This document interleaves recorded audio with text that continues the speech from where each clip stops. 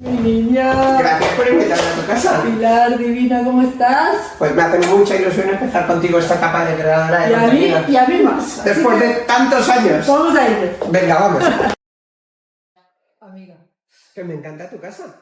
a que está chula. Moderna, estupenda. Pero más que la casa, este set que me he preparado así como... Bueno, y las vistas, porque a cualquiera diría que estoy aquí hablando contigo y viendo todo Madrid, pero vamos, todo Madrid.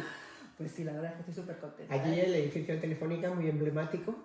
No hablamos de tu... No hablamos de trabajo. No, bueno, hablamos de lo que queramos. Porque estamos aquí para hablar al natural. Como decía yo, como el atún. Porque al final, al natural es como tienen que ser las cosas. Sí, y señora. a mí no me sale de otra manera, que es el problema. Si Bueno, no lo hago así, no podría Tú y yo somos hacerlo. fáciles de palabra. Bueno, Pilar, a ver, lo primero que me gustaría es que hagamos un poco de memoria de por qué somos amigas después de 35 años. A ver, ¿cómo empezó esta relación? A ver, pues desde luego te conocí trabajando cuando empecé a trabajar en el sector de la tecnología, pero, o sea, me haces hacer un esfuerzo de memoria que, o sea, vamos a ver, desde luego estabas en agencia, o sea, que tú calculas, estabas en tu agencia y, bueno, supongo que llevarías alguna cuenta de tecnología o algún acto o lo que sea, siempre me pareciste tan buenísima, tan encantadora, tan listísima. Ay, sí, vamos, era que te Que luego ya, pero toda una vida, no sé por qué encajamos muy bien y siempre te he considerado una amiga.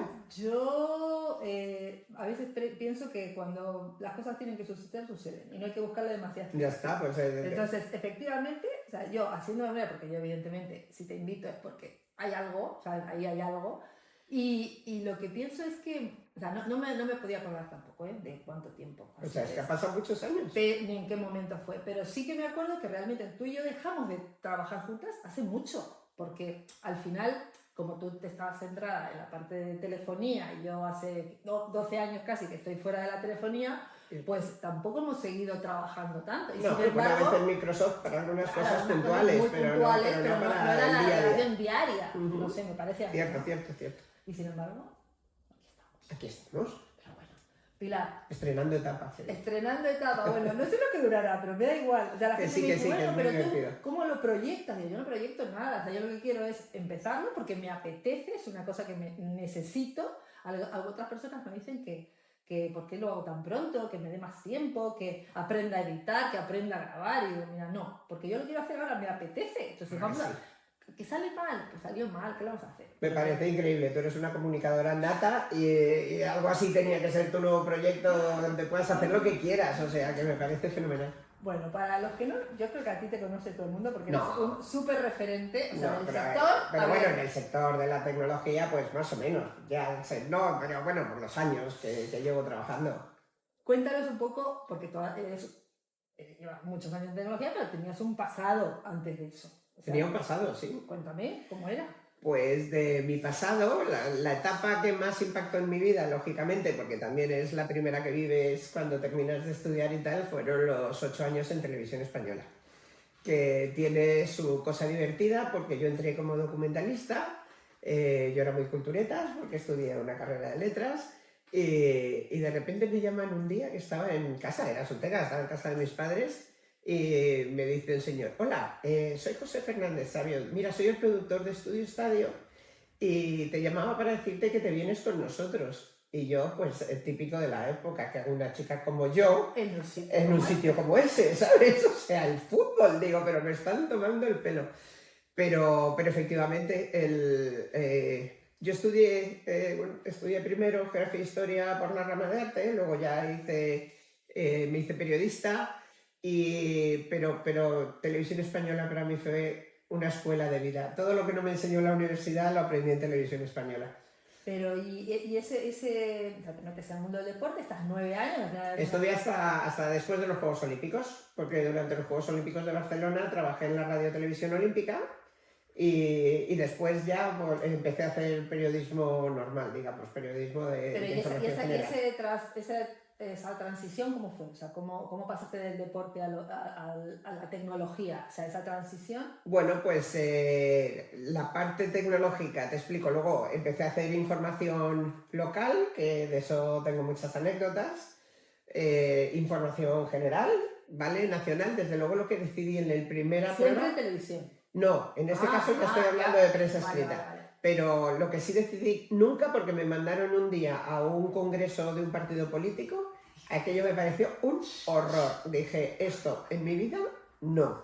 O sea, yo, ¿sabes? Una cosa, bueno, o sea, me parecía terrible tener que correr por los pasillos para coger a los portavoces y tal. Y eso era hace 40 años, Y yo, imagínate ahora. o sea, yo decía, bueno, o sea, bueno, para nada, tengo muy buenos amigos periodistas de Nacional, muy buenos amigos, como también conservo amigos de Televisión Española y tal, pero desde luego dije, esto no.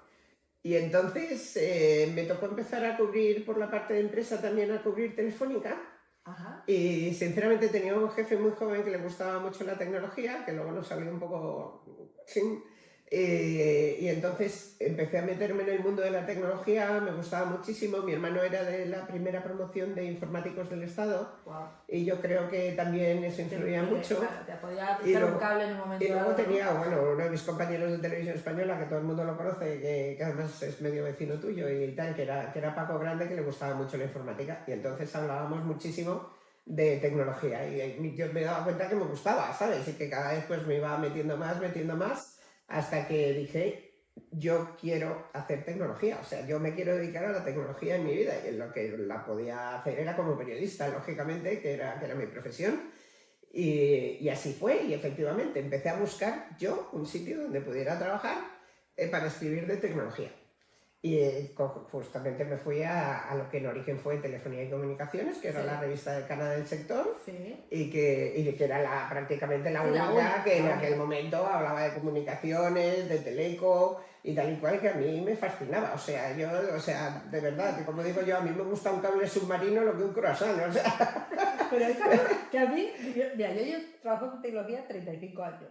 A mí la tecnología no me gusta, o sea, no es que no me guste, o sea, que se me da mal, o sea, a mí se me da mal, o sea, a mí cualquier problema tecnológico que exista, yo lo tengo. Bueno, pues ya sabes que a mí al contrario, porque claro, lo conoces muy bien, o sea... Y entonces digo, ¿cómo puede ser que alguien, porque, a ver, mi ingeniero le viene como en el ADN, ¿no? Pero esto que tú hayas encontrado ese espacio, ¿no? Que seguramente si hubiera sido de ciencias en vez de letras, pues igual me hubiera descubierto que me gustaba la tecnología, pero mis profesoras de matemáticas me destrozaron la vida en el colegio.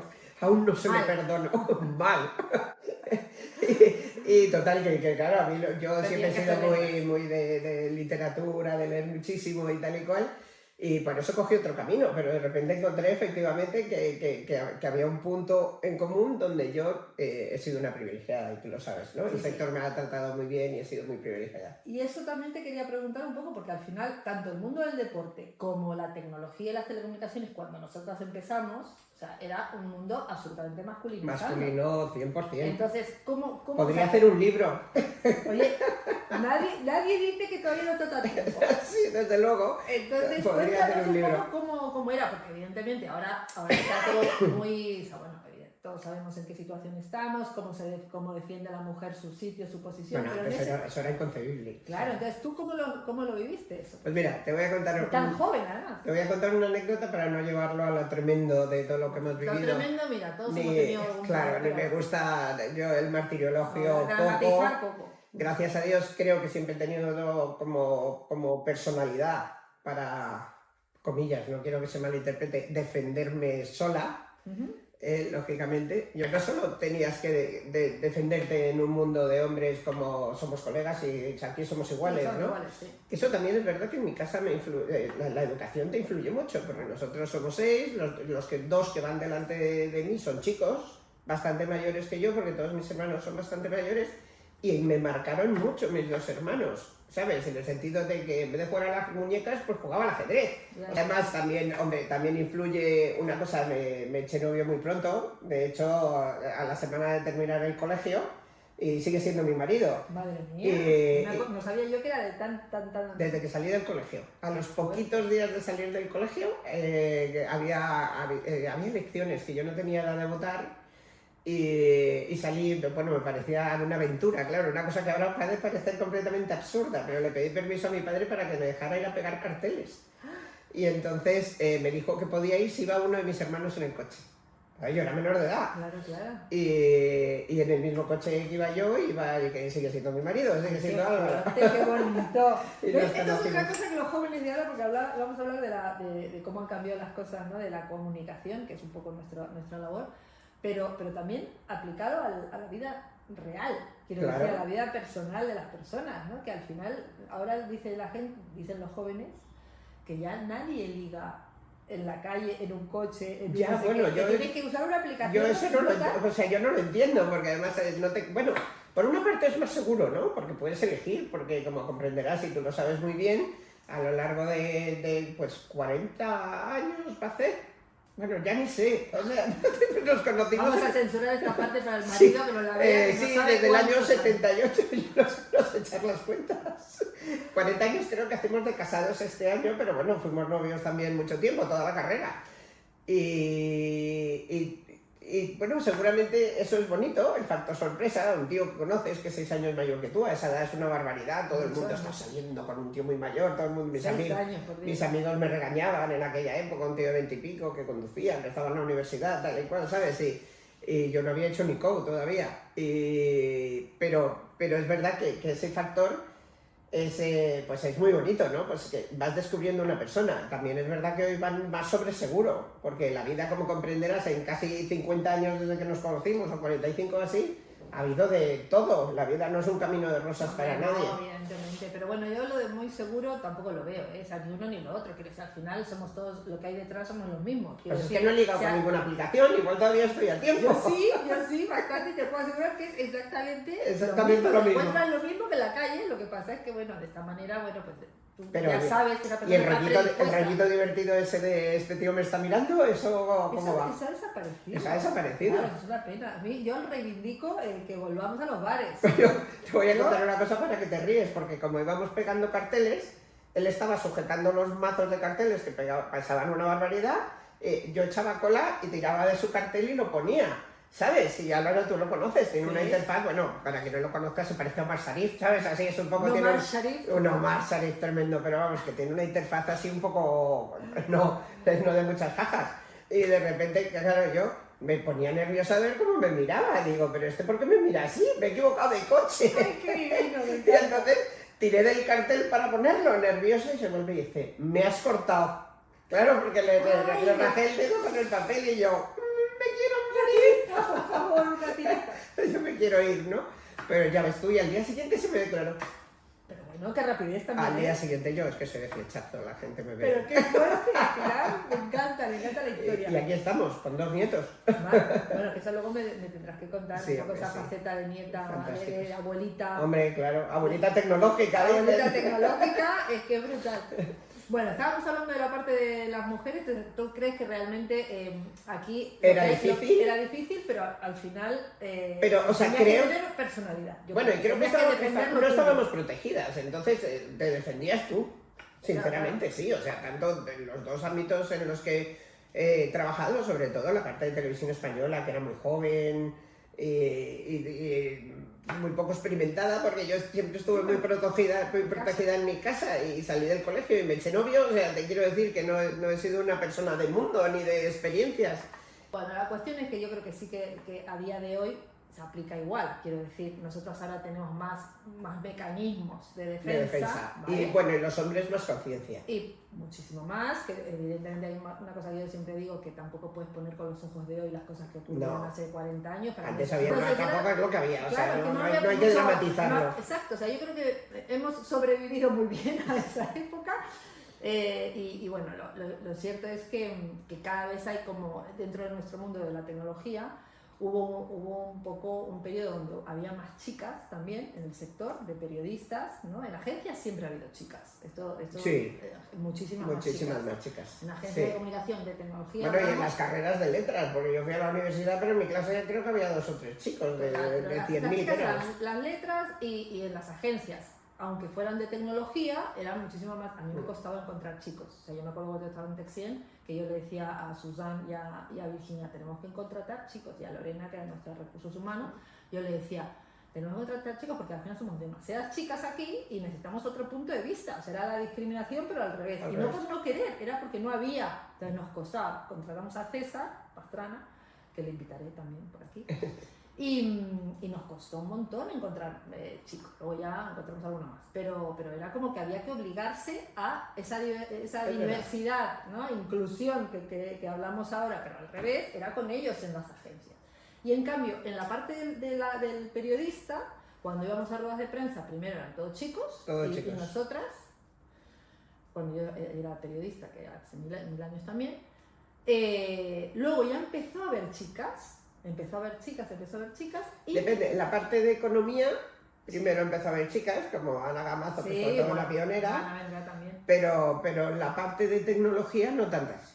Eso vino después. Pero, por ejemplo, yo recuerdo, Marilés, Mónica, todas ellas empezaron más o menos ahí. En redes. En la parte de redes, en la parte de canal, o sea, ya empezaba a haber más... Donde había más chicos eran producto, tienes razón. Y nada, y yo creo que ahora está volviendo a haber menos. O sea, ahora, las ruedas de prensa que yo, las últimas que he hecho por el año absolutamente pasado, es que ya no hay chicas de nuevo. Entonces, tú... Es verdad. Tú has estado dando clases en la Nebrija. Y antes en Villanueva, 16 años. Villanueva llevas un montón de profesora. Sí. ¿Cómo ves los estudiantes? O sea, ¿cómo ves que va a enfocarse el sector teniendo en cuenta lo que hay ahora? ¿Vale? Porque tú tienes contacto con ellos, yo ninguno. Me estás haciendo una pregunta casi comprometida, pero en fin, los chicos, siempre lo digo, no tienen la culpa. Creo que los planes de educación con los años se han ido deteriorando, que la exigencia y la responsabilidad ha bajado a mínimos, que influye en ese aspecto negativamente la tecnología. Yo que soy una defensora de la tecnología en todo, a la hora de los estudios, de la falta de concentración, del impacto continuo, ¿sabes? La injerencia continua de la tecnología en las clases, a la hora de estudiar, da igual, hasta en los exámenes, porque es que hasta las madres llaman, ¿sabes? Y creo que eso ha sido muy negativo y que entonces el nivel de los estudiantes, el nivel de estudios general, cuando España era un país con un nivel altísimo de estudios, la gente salía muy bien preparada, incluso de los colegios, ¿vale? Y ahora... De verdad que es impresionante. Es impresionante lo que ha bajado, pero no es culpa de los chicos. Los chicos llegan con lo que les han enseñado. Claro, este año que yo les preguntaba me decían que es que en bachiller se habían pasado 2 años preparando el examen. Pero ¿cómo vas a estar 2 años preparando la GAO? O sea, yo cuando hice COU, que también tenía selectividad, claro, pero estudiábamos, teníamos materias, ni siquiera repasabas lo que habías estudiado en el colegio, si tenías tus asignaturas y profundizabas en ellas. O sea, te quiero decir, mira, yo estudié arte por el arte que estudié en COU, yo no había estudiado arte prácticamente en el colegio. Y tuve una profesora de arte buenísima en COU, en el CEU, que a mí yo dije, pues una inspiración, ¿sabes? Dije, es que esto es lo que me gusta. Da igual lo que pase luego con mi vida, pero yo quiero estudiar esto primero. Y ahora no. Y claro, digo, pero ¿cómo vais a estar 2 años preparando un examen sin añadir materia, ¿sabes? Entonces, es como si vinieran del final de la ESO a la universidad. O sea, yo me río porque es casi una broma, porque es una broma, pero yo digo que jamás en mi vida esperé, que esto me ha pasado este año que ha terminado el curso anterior, media hora en clase explicando que la Tierra no es plana. Y claro, yo decía, no doy crédito, porque sabes que se pusieron de moda los terraplanistas. Sí, pero bueno, que eran 4 grados. No, la mayoría, lógicamente, de la clase sabía perfectamente que la Tierra era redonda, pero había gente que me argumentaba lo bien explicado que estaba por parte de los terraplanistas y la cantidad de argumentos que tenían para explicar que la Tierra era plana. Yo digo, pero vamos a ver, es que me estoy muriendo de pensar que hace, no sé ya, que 500 años que se dio la vuelta al mundo por primera vez en un barco, o sea, no sé cómo decirte. Y digo, entonces cuando cogemos un avión y vamos de Madrid a Japón por Anchorage, ¿qué haces? ¿Te estallas contra un muro? O sea, no sé, o sea, me parece, al contrario, inexplicable. Y digo, ¿y las fotos desde el espacio? No, inventadas, ¿sabes? Y entonces yo dije, bueno, o sea, a este tema no le podemos dedicar más tiempo. O sea, piensas, ¿cómo es posible que en chicos que están en una universidad, qué fuerte, se parece fortísimo, ¿sabes? Que te digan que los terraplanistas tienen un buen argumentario?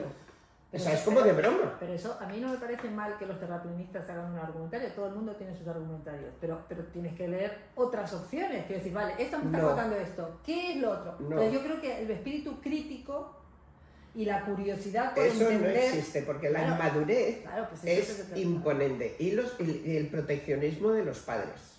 También la tienen los padres, no solo los colegios. La defensa continua de tu niño por encima del sentido común.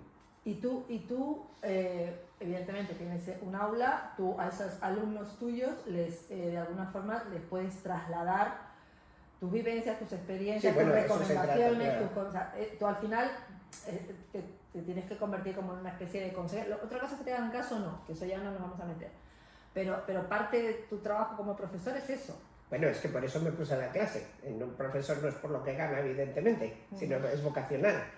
Y yo creo que el sector me ha enriquecido tanto y he tenido tantas oportunidades, he viajado tanto, he trabajado con las empresas más grandes del mundo, y tú lo sabes bien. Sí. Y he aprendido tanto de gente tan brillante, tan inteligente, tan generosa con sus conocimientos, que todo eso yo lo he ido absorbiendo como una esponja y me consideraba la obligación de devolverlo. Claro. Porque nadie te enseña, ¿sabes? Yo aprendí a golpes.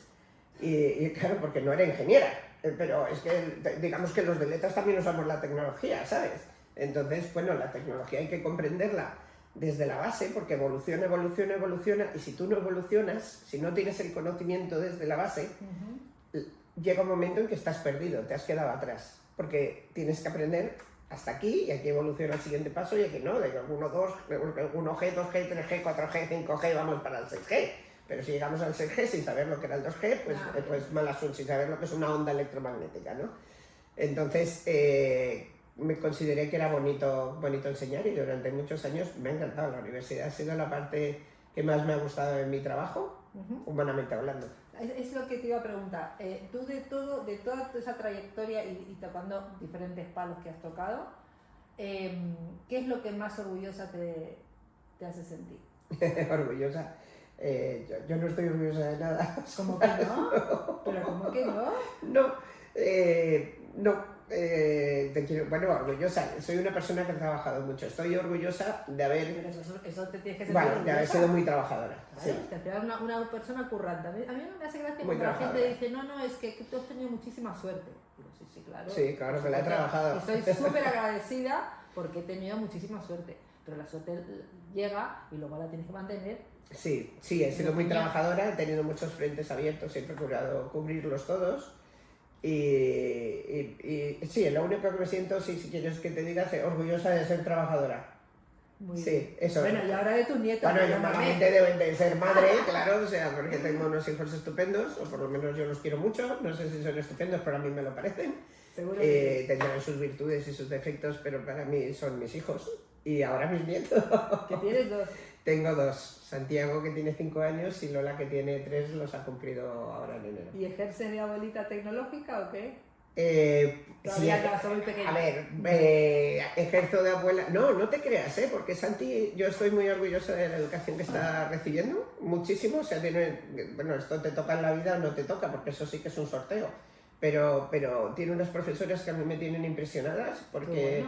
las dos, ¿sabes? Unas en español y otras en inglés, he recibido la educación bilingüe y están perfectamente compenetradas y me impresionan mucho, pero sí ejerzo de abuelita tecnológica. Les hago cuentos con la IA, les van personalizados para que se los vean en clase, y le he enseñado a mi nieto, lógicamente, ¿sabes? Él en el ordenador me ha visto siempre y tal y cual. Pero también te diré que también ahora mismo le estoy enseñando a jugar al ajedrez. Y jugar... No. Ah, aquí, en un tablero. En un tablero, y a jugar juegos de mesa en familia. O sea, creo que es fundamental. A mí eso me encanta. Compartir con la familia, jugamos a juegos de niños, lo que sea, ¿sabes? Bueno, si te digo lo que le divierte, que no te puedes morir, si le sirve a alguien de ejemplo, es jugar a cosas que jugábamos de pequeñas en los coches y en los autobuses. De La Habana ha venido un barco cargado de no sé qué, ¿sabes? O, por ejemplo, la última letra que empieza por la siguiente, como ahora está empezando a leer, sí. Pues ya, ¿sabes? Bueno, le parece lo máximo. Pilar, y hoy, a día de hoy, estamos... ¿Ya has dejado la universidad? ¿Las clases? Ahora, sí, la semana pasada dejé la universidad, pero ¿Y estás enfocada en zona movilidad? No, que va, fui a la universidad y volví con el doble de trabajo. Te creo. Que la decana me pidió que empezara un proyecto nuevo, muy grande y que me hace mucha ilusión dentro de la universidad. Y no es dando clases, sino haciendo un proyecto, que no sé lo que pasará, ¿sabes? Por eso no te lo cuento detalladamente, No, por supuesto. porque todavía está en ciernes y lo tiene que aprobar la Junta y tal y cual. Pero sigues ejerciendo en zona movilidad, o sea, sigues Sigo trabajando de periodista como toda la vida. Exacto. Luego me han nombrado patrona de la Fundación Luca de Tena y ahí tengo un objetivo que es desarrollar el Observatorio de Inteligencia Artificial y Periodismo, ¿vale? Y sobre todo para poner en valor el trabajo del periodista, que ahora tanto dicen que va a desaparecer, pero si los periodistas no damos fe de la actualidad, la inteligencia artificial no tiene datos. ¿Vale? Esa parte es súper importante. Vamos a hablar un poco de cómo ves tú la IA, porque claro, hemos oído de todo, oímos continuamente de todo. Entonces yo evidentemente soy una defensora, como si fuera un copiloto, un copilot, Copilot. me da igual que sea copilot o cualquiera, pero ahora me da igual antes, ¿no? Pero yo lo veo como un ayudante, un soporte, pero no creo, o sea, de ninguna manera lo tengo que ver como un enemigo. ¿Cómo lo ves tú y cómo lo ves tú que lo ve el sector?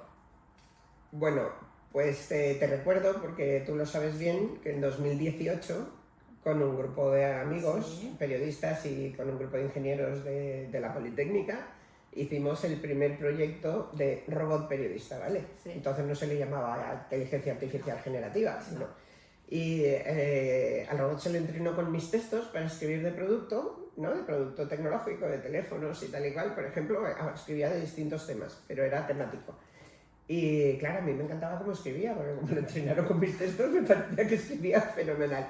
Pero bueno, bromas aparte, es verdad que escribía fenomenal. Tú cerrabas una pestaña y te escribía una información completa, era increíble. Y sin embargo, bueno, es verdad que teníamos una ventana de oportunidad y nos estaríamos con la pandemia.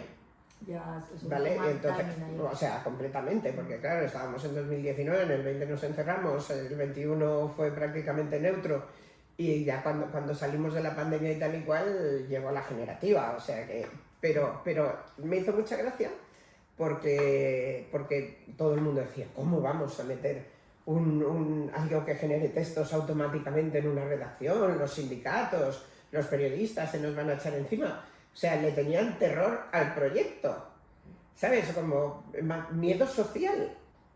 Y claro, ¿y ahora qué nos encontramos? Que al cabo del tiempo ha llegado ChatGPT, ha llegado Gemini, ha llegado Copilot, ha llegado Cloud, ha llegado... ¿Y cómo lo tenemos que asumir? Hay gente que dice, no es una herramienta. Bueno, para mí sí lo es una herramienta y desde luego, si puedo dar un consejo, es que jamás se deja la inteligencia artificial sola. Jamás. Porque te meten unos líos que no te puedes imaginar.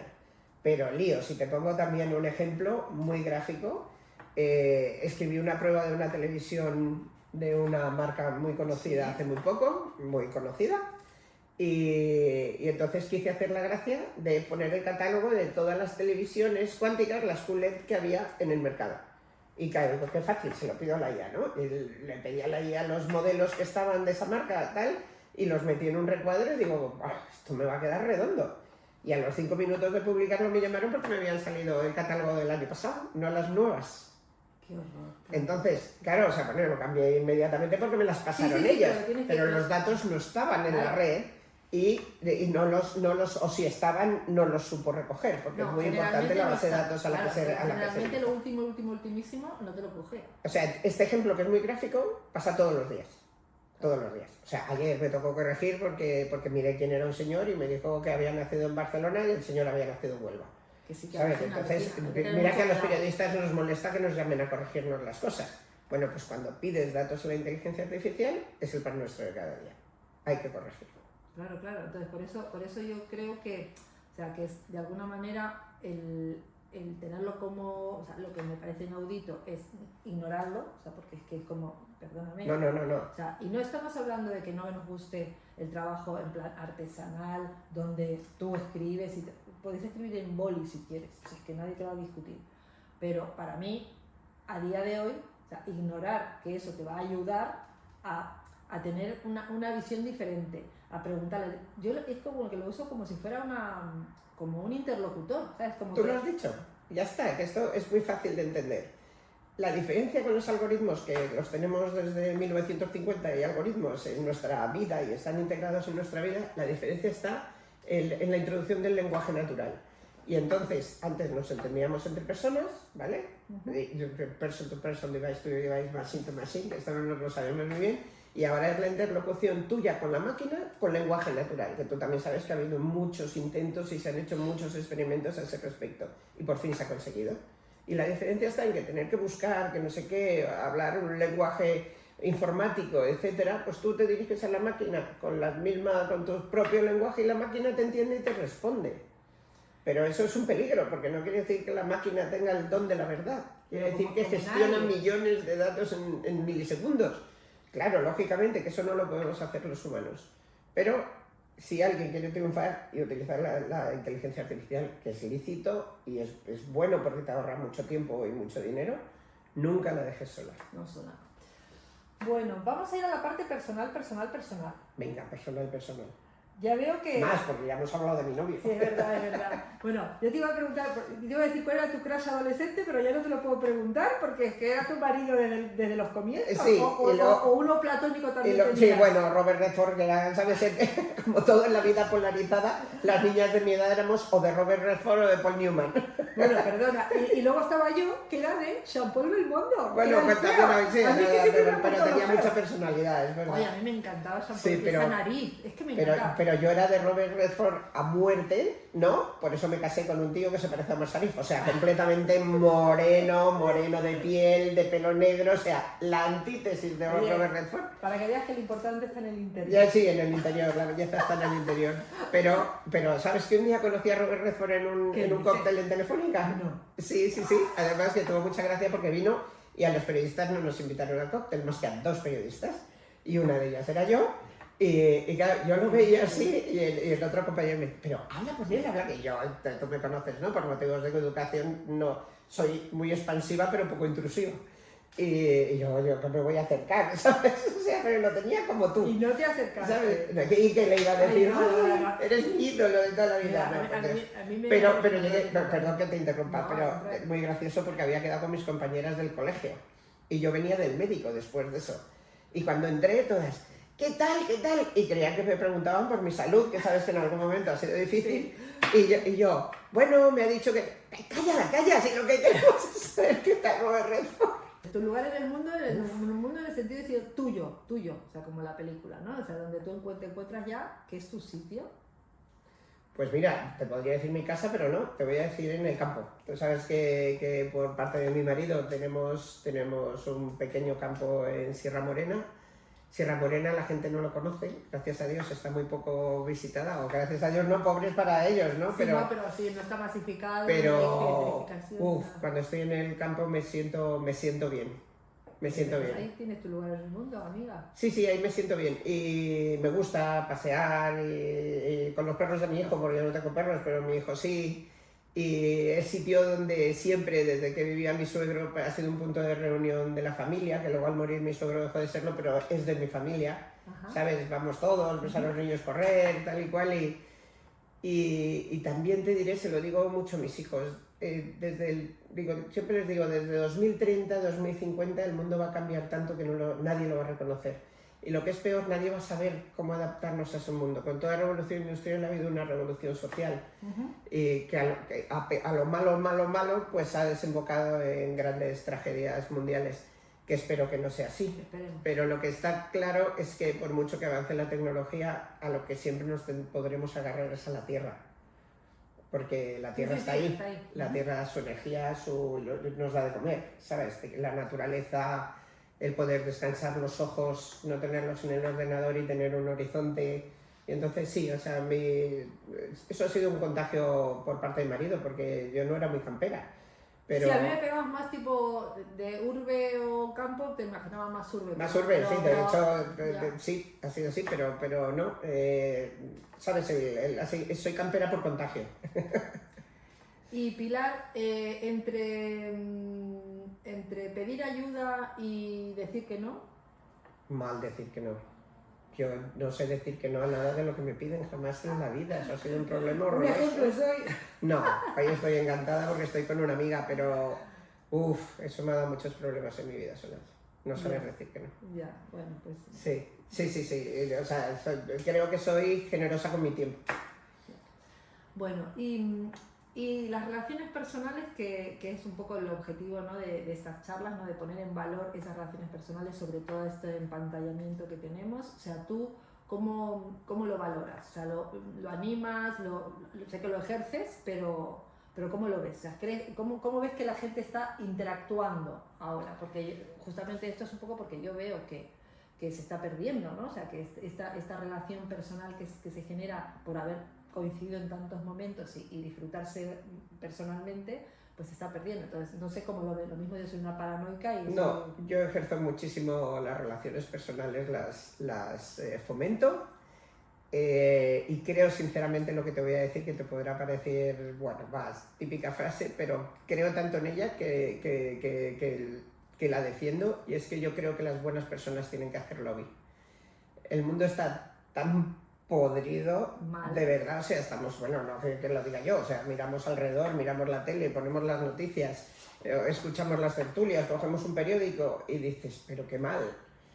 O las propias relaciones laborales dentro de los trabajos, esto que yo creo que las redes han dañado muchísimo a las personas, que se les ha subido el ego, todo el mundo quiere ser, ¿sabes? O sea, da igual. Incluso el otro día hablaba con un influencer, muy influencer, y le decía, me encanta que tú seas influencer porque tú tienes una profesión, ¿vale? Tú eres una comunicadora, es normal que te guste comunicar, ¿vale? Pero que, perdón, no pretendo ser despreciativa con nadie, es una expresión para que se me entienda, que cualquier pringao quiera llegar a ser el más famoso del mundo o declararte automodeli y que solo te dediques a eso en cuerpo y alma las 24 horas del día, que, ¿sabes? Creo que eso ha deteriorado mucho las relaciones humanas, pero incluso, ¿sabes? Porque la gente está pendiente de hacerse el selfie, de no sé qué, salir con una amiga es cuántas fotos me tomo en 5 minutos. A ver, y que conste que yo soy la primera que hago fotos, y le hago foto a la Y yo hamburguesa, también, y le hago foto a mis nietos. Pero yo creo que siempre eso, o sea, para mí, que también vivo con el teléfono y que no me lo ordenador y siempre estoy empantallada también, porque soy de este mundo, aunque sea... Sí, pero no tú sea, fomentas las relaciones personales. Pero mucho. eso tiene que ser además de... Claro. O sea, nunca tiene que ser el centro. Es un complemento. O sea, yo siempre lo que he dicho, y por eso es un poco el objetivo, o sea, si tú tienes un problema algún día, o sea, un follower no te va a ayudar. No, pero si ahora la gente le pregunta sus problemas a la IA, y que yo digo, pero ¿te acuerdas de Her, no? Que Sí, hombre, ¿cómo me voy a acordar? A mí siempre me pareció una película surrealista, futurista o de ciencia ficción. Pues no. Pero nunca pensé que la gente se fuera a poner delante de un ordenador a intentar saber sobre sí misma o sobre sus amigos. Y entonces te pregunto, el tema de la ley, y esto si quieres lo dejamos, ¿no? ¿Cómo lo ves? Es que a partir de los 16 años ya cuando se puedan utilizar las redes sociales. Bueno, o sea, es una estupidez como la copa en pino, no va a salir adelante. Vuelvo a lo que te he dicho antes, si es que lo peor es que hay una máxima, que el sentido común es el menos común de los sentidos. Porque, lógicamente, yo no quiero que mis nietos, primero, sí creo que tiene que estar prohibido en todos los centros de educación. En todos. Llevar el móvil, ¿te refieres? Llevar el móvil, o si no, va a haber que poner en los centros jaulas de Faraday. Porque es que los peores son los padres. Yeah. ¿Sabes? O sea, es lo que te digo, creo que es intrusivo. Creo que los niños, los adolescentes, los universitarios, los máster no están centrados en la clase y no están disfrutando de la clase, porque incluso en los trabajos. ¿Tú estás trabajando? A ti ya menos pasa. Sí. Y está, bueno, en el reloj, pim pam, te vibra, ¿quién es? Y ya te has descentrado. Ya no estás a lo que estás. Y lo que es peor, si cortas, a la gente le molesta, sobre todo si eres madre, ya te lo digo yo, ¿sabes? No me coges el teléfono, no se les ocurre pensar, está escribiendo, o está en una rueda de prensa. ¿No? Ya está. O sea, si es que antes, es que mi vida es ir a ruedas de prensa. Yo mientras que estoy en una rueda de prensa, no estoy cogiendo el teléfono, y sin embargo todo el mundo se enfada si no contestas inmediatamente a WhatsApp, ¿sabes? Entonces, creo que con sentido común eso hay que moderarlo, ¿vale? Sobre todo, yo nunca he sido de prohibir, he sido de educar, y creo que lo he practicado en casa. Mis hijos han tenido siempre acceso a los ordenadores, lógicamente a teléfonos desde que eran muy jóvenes por razones obvias, claro. Sí. Pero nunca abusaron de eso, ¿sabes? Entonces creo que hay que llenar el tiempo de los amigos, de la familia, la cultura, el bienestar intelectual, y no es una máxima de boomer, ¿sabes? Ni de abuelita, ni muchísimo menos. O sea, creo que lo bueno de la vida no se puede eliminar. Y una de las poquísimas cosas buenas que tiene la vida son las relaciones humanas. Mi niña, qué buen final para nuestra charleta. Estoy totalmente de acuerdo contigo y espero que la tendencia vaya cambiando, ¿vale? O sea, espero, decir, y seguro que tú con eso vas a colaborar. Como que haya llegado a un tope donde todos ya nos demos cuenta de que esto no tiene mucho sentido y empecemos a ir como un poquito rebobinando hacia atrás a buscar un equilibrio, ¿no? Que creo que es lo que siempre que haya que alimentar el intelecto y las relaciones humanas, ahí me tendrás cuando quieras. Mi niña, un besito muy fuerte y muchas gracias. Gracias. Adiós a ti. A todos. Hasta luego.